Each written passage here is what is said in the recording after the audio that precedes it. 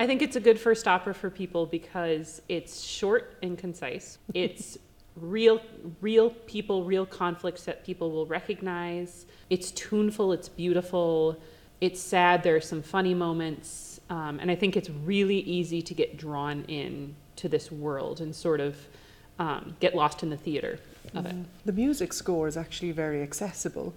A lot of it is very filmic, the music, and I think more and more I'm hearing that. It's almost like a continuous dialogue between these characters. You don't really stop for arias or for duets like you would in Mozart or in Puccini.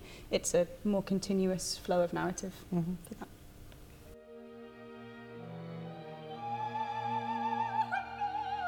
Katya finds her strength as she goes through the opera, but she's sort of this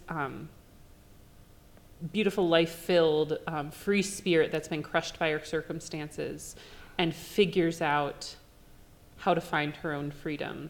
I happen to be a bitch from hell, not typecasting, I hasten to add, which is fascinating to play. I mean, a character I don't identify with and I really don't like her, but it's interesting for me to give her a backstory.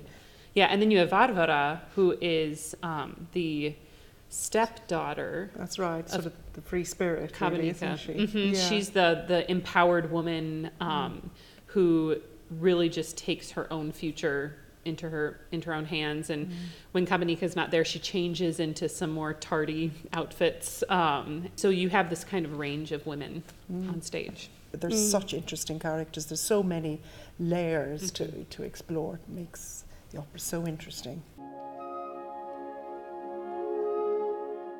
I would say the important things for people to hear are the first big monologue that Katya sings tells you a lot about who she was before she was in the circumstance she's in now. And for me, it's been really informative because when you drop in the middle of someone's trauma and you don't see them before it happens, you lose part of the picture. And so the way that Janáček deals with that is she talks about who she used to be. And so I think that it's this extended monologue. It's really beautiful, and she talks about this freedom, and she identifies with birds a lot, which becomes important at the end. But there's really delightful. There's a folk song that Kudryas sings. I was just going to say that. Yeah. That would be the kind of the modern version of, if something was going to be made into a hit single, it would absolutely be Kudryas's aria. It's very Elvis, yeah. I was just going to say that. Very Elvis.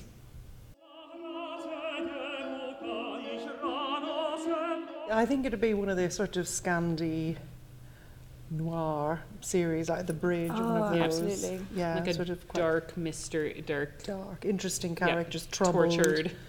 A lot of troubled characters, dysfunctional relationships. With a little bit of something a little bit absurd as well. There are elements of it that are a little unreal. A bit of Breaking Bad, maybe, in the mix. It wouldn't be family friendly. No, I don't think it'd be family friendly. Or comedy. I mean, the dark comedy. Dark comedy. There are some dark comedy moments, but yeah.